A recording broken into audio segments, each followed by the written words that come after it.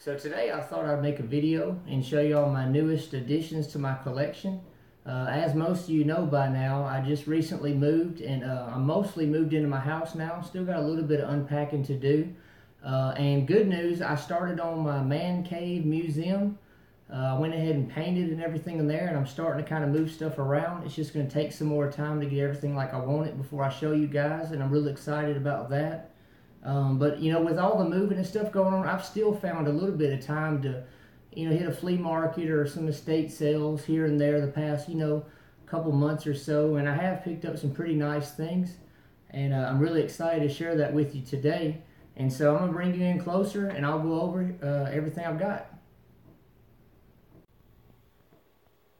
Alright, so here's what I have to show you. Got a kind of a variety here on the table this time, and picked up some really interesting things here lately, and so I'll share them with you now. I got this model 1940 dress jacket at a flea market, outdoor flea market, and the man originally wanted $45, which I passed on that, but the other man that was with him kind of helped me out because he knew me and told the other man, I'm a collector and it'll be going to a good home and everything, and I ended up getting this thing for 30 bucks. He was asking 45. The other man talked him down for me basically, and I got it for $30, which I thought was great. It's got chevrons on both sleeves here. Unfortunately, no unit patch or anything. All the buttons are there. It's got the collar disc, which is awesome.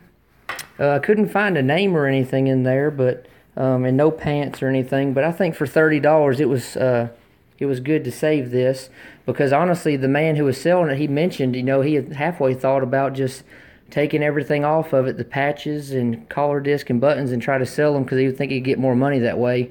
So I'm so thankful that it came home with me instead of just being something else that's tampered with or destroyed, basically. Most of you guys know every June I go to the beach and I hit up all the antique stores. And I really didn't come back with a lot this time, but I got this folded American flag. It's a 48-star flag. And I got this flag here for $13 at a antique store. I also got a knife and a spoon here, and both of these were $15. The knife here is actually dated 1944, LF&C, Landers, Ferry, and Clark, and it's marked US also. Then I got this big spoon right here marked US, if I can show you. There you go. No date or anything on there, but it does have the manufacturer Wallace NS, and pretty sure this is a World War II, like a serving spoon maybe. It's bigger than just an average spoon that I've seen anyway, so not bad on those items. The man I told you that helped me get this jacket at the flea market gave me this right here. He gave me this German coin. It's dated 1939. He knew I'm a collector, and I told him, I didn't have any coins because he asked me, and he just gave me this. So I thought that was real nice of him to do that. My wife, she works at the bank, and check this out. You got these, dollars that come out, these coin dollars. Well, check this one out. She thought of me. How special. United States of America, look at that. Code talkers, World War I, World War II. I thought that was awesome. So I was really grateful she thought of me to bring that home. In a few videos back, I mentioned that a man I work with gave me this, it's like a brown leather folder type thing, and the History Channel sends out coins every so often, and he gave me a couple he had. Well, I actually came across this one that I had misplaced. First U.S. flag right there. Thought that was really cool. I'm going to add this with the other ones.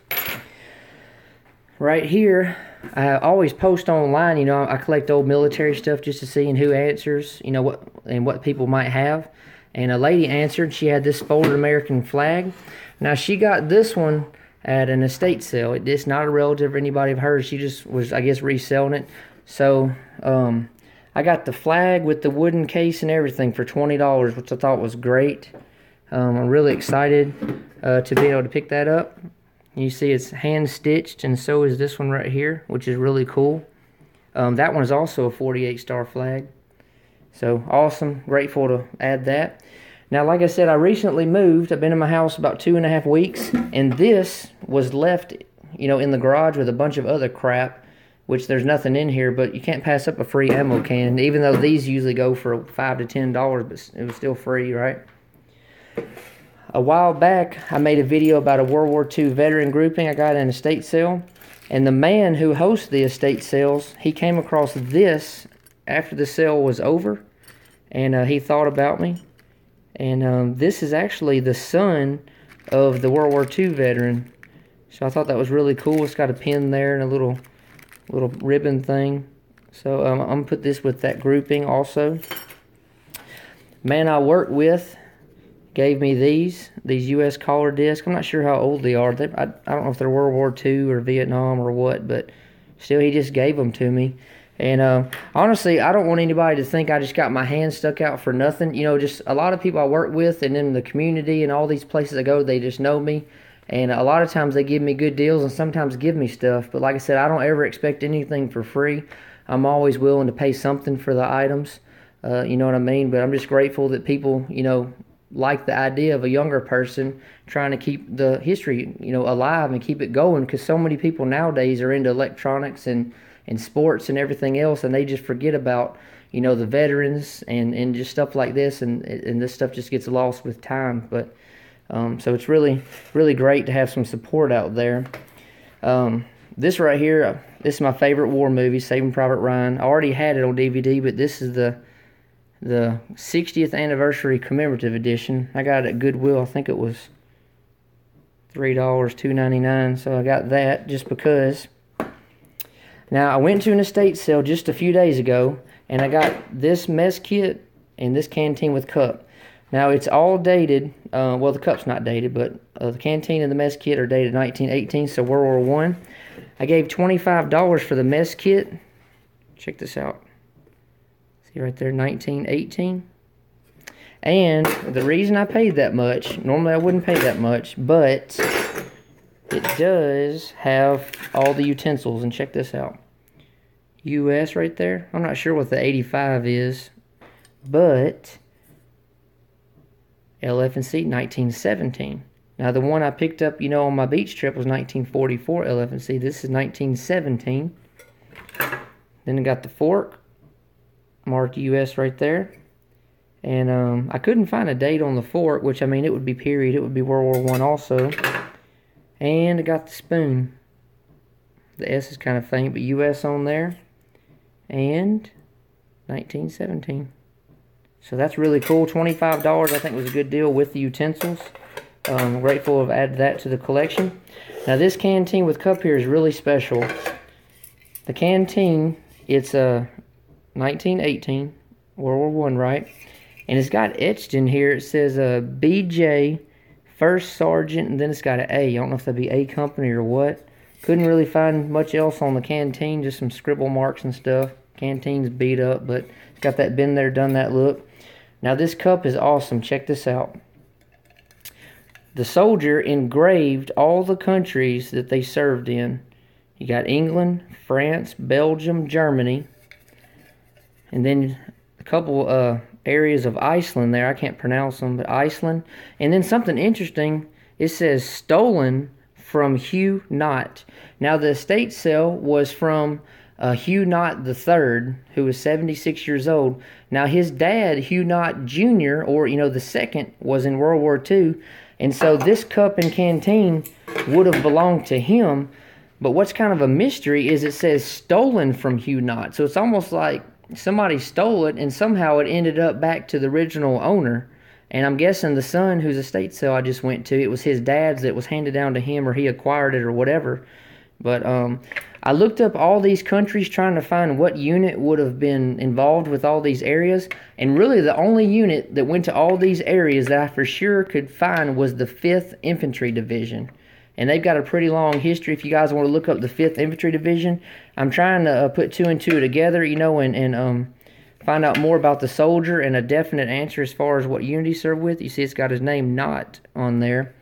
No cover or anything, but I gave $25 for this, which I think is well worth it. Now, Mr. Knott, the soldier whose stuff this would have been, He was 83 when he passed away. He was born in 1917. He passed away in 2000. So hopefully I can find some more history on that, because that's really awesome. And honestly, guys, I got to say, I saved the best for last. Most of you guys know my grandfather was a Korean War veteran. He was a forward observer for 81 millimeter mortar platoon. And he wrote a little book about his experiences, which was just for family only. He was a Marine for 4 years. Sadly, he passed away. He was 59. He passed away November 25th, 1988. Like I said, 59 years old, somewhat young. I wish I could have known him. I was only about 2.5 when he passed away, so I do not remember him. And I've got pictures of him and everything, but a family member found this, and I'm so excited. Honorable discharge, Bradley Robert Blanton Jr. It's got his serial number, 1089421. And it was the first day of August 1952. And it mentions, a little bit about him. Staff Sergeant, Mortar Unit Leader.